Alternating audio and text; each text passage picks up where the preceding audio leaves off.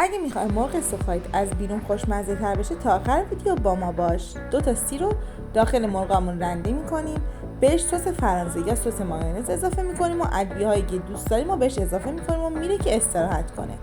داخل یه ظرف بزرگ آرد میریزیم، بهش یه ذره نمک اضافه میکنیم و مرغامون رو اول داخل آرد میغلطونیم، بعد یک کم میزنیم تو آب، دوباره میزنیم تو آرد و حسابی لای آرد اینو میغلطونیم.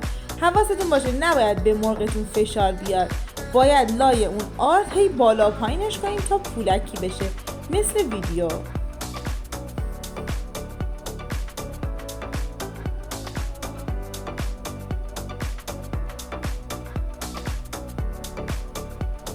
وقتی حسابی تکونش دادید و پولکاش در اومد مثل این تصویر، وقتشه که داخل روغن داغ سرخ بشه.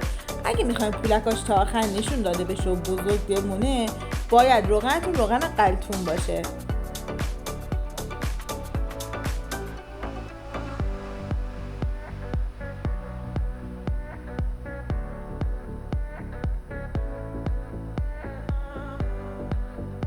اینم از مرغ سوخاری خوشمزه که بهتون قول میدم هیچ جای این طعمو نخوردین.